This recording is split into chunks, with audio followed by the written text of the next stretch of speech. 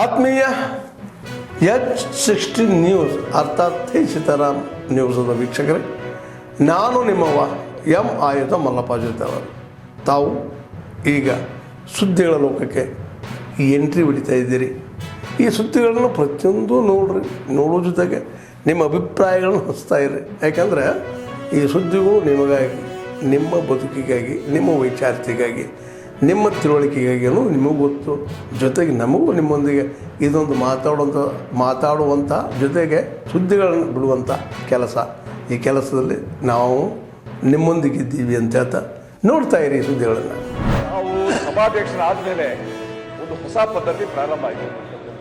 ನಮ್ಮೆಲ್ಲರಿಗೂ ಕೂಡ ಒಂದು ಮೆಸೇಜ್ ಬರ್ತದೆ. ನಾಳೆ ಬೆಳಗ್ಗೆ 10 ಗಂಟೆಗೆ ಸದನ ಪ್ರಾರಂಭ ಆಗುತ್ತೆ. ನಾವೆಲ್ಲರೂ 9:45ಗೆ ಉಪಸ್ಥಿತರಿರಬೇಕೆಂದು ಸಭಾಧ್ಯಕ್ಷರಿಂದ ನಿರ್ದೇಶಿತರಾಗಿದ್ದೇನೆ ಅಂತ ನಮ್ಮ ಪ್ರತಿ ಸಲ ಮೆಸೇಜ್ ಬರುತ್ತೆ.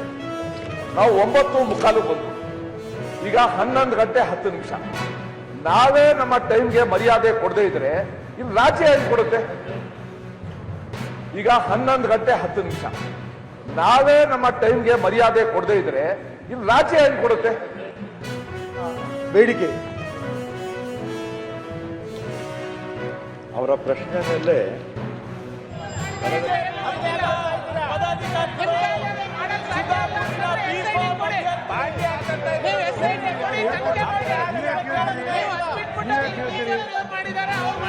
ಬೇಡಿಕೆ ಅವರ ಪ್ರಶ್ನೆ ಮೇಲೆ That was not the only example of when the government has stepped in and looked after the passenger and looked after the airfares in the market.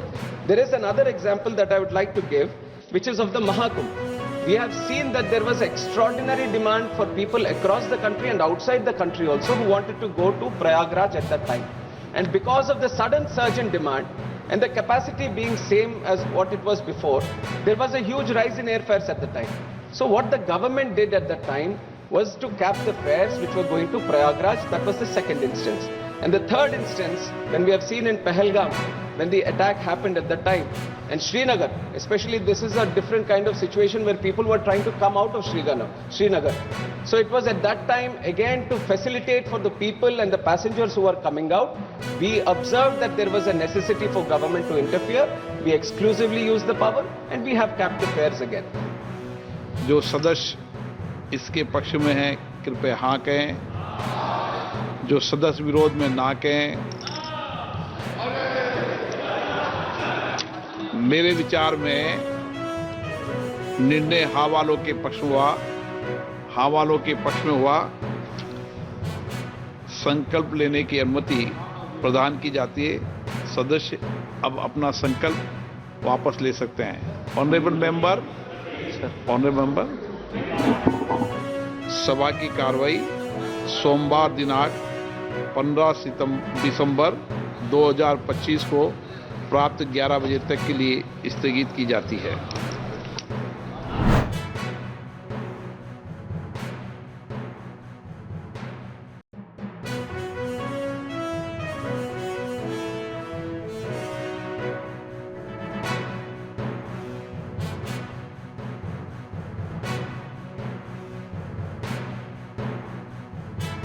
मगर एक जीवन में 2 जन्म टिप किसी को नहीं दी और वीर सावरकर को ही वो सम्मान प्राप्त हुआ। और जब सेल्युलर जेल में आए तब अंग्रेज जेलर ने उनको कहा कि सावरकर आप आए तो हो मगर आपका आयुष्य इतना नहीं है, आप वापस कैसे जाओगे?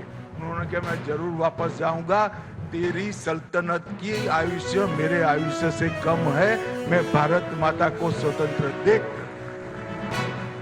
कितना दृढ़ आत्मविश्वास इस देश के भविष्य के प्रति, भारत माता की स्वतंत्रता के प्रति और इस देश के उज्जवल भविष्य के प्रति होगा। और मित्रों, आज मैं मानता हूं कि हम एक ऐसी भूमि पर बैठे हैं जहां भारतीय सशस्त्र क्रांति की नींव डालने वाले वीर सावरकर की भी ये भूमि पावन की है और उसका सर्वोच्च शिखर सुभाष बाबू थे, वो भी यहाँ अपने कदम रखे हैं।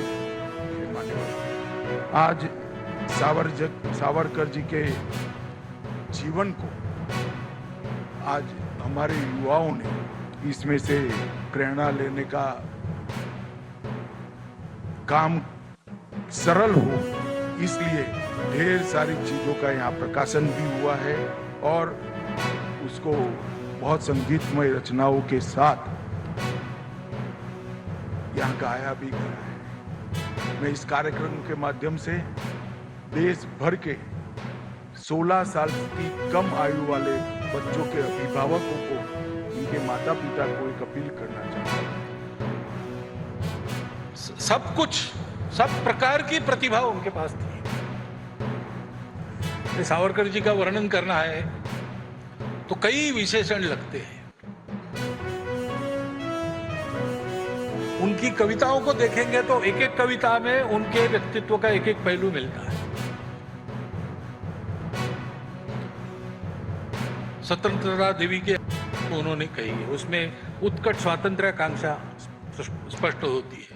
आखिरी के कड़ी में वो वीर भाव प्रकट होता है।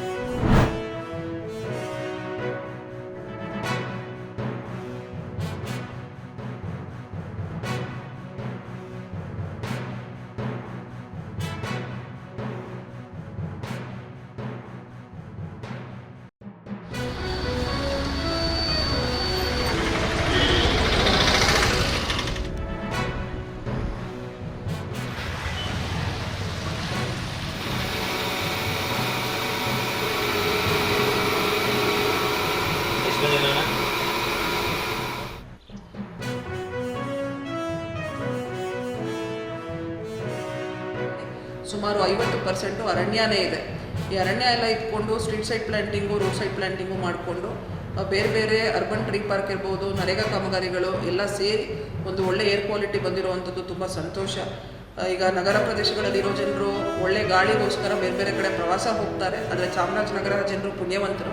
ನಮ್ಮಲ್ಲಿನೇ ಸಿಟಿನಲ್ಲಿ ಕೂಡ ಅರ್ಬನ್ ಏರಿಯಾಸ್ನಲ್ಲೂ ಸೇರಿಸಿ, ಅದು ಚಾಮರಾಜನಗರ ಇರ್ಬೋದು, ಕೊಳ್ಳೇಗಾಲ, ಗುಂಡ್ಲುಪೇಟೆ, ಯಳಂದೂರು ಮತ್ತು ಹನೂರು ಪಟ್ಟಣ ಪಂಚಾಯತಿ ವ್ಯಾಪ್ತಿ ಜೊತೆಗೆ ಎಲ್ಲ ಗ್ರಾಮ ಪಂಚಾಯತಿ ವ್ಯಾಪ್ತಿನಲ್ಲೂ ಈ ಒಂದು AQI ಬಂದಿರುವಂಥದ್ದು ತುಂಬ ಶ್ಲಾಘನೀಯ.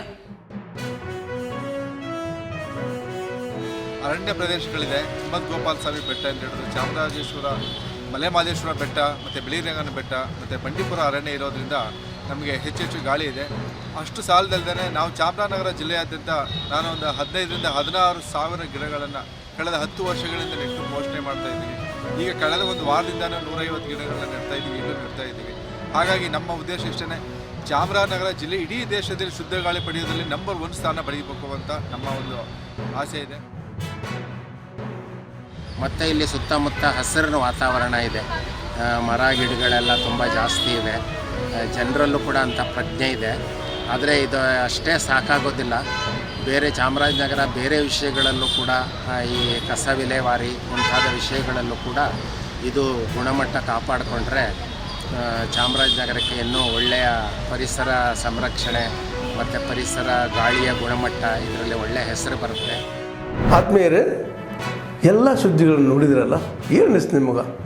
ಇದರಲ್ಲೇ ನಿಮ್ಗೆ ಲೈಕ್ ಆಗಿರ್ಬೋದು, ಡಿಸ್ಲೈಕು ಆಗಿರ್ಬೋದು, ಕಾಮೆಂಟ್ ಬೇಡಪ್ಪ ಅಂತೂ ಅನಿಸಿರ್ಬೋದು, ಕಾಮೆಂಟ್ ಮಾಡಬೇಕಪ್ಪ ಅನಿಸಿರ್ಬೋದು, ಶೇರ್ ಮಾಡಬಾರ್ದಪ್ಪ ಅನಿಸಿರ್ಬೋದು, ಅದು ಮಾಡಬೇಕು ಅನಿಸಿರ್ಬೋದು.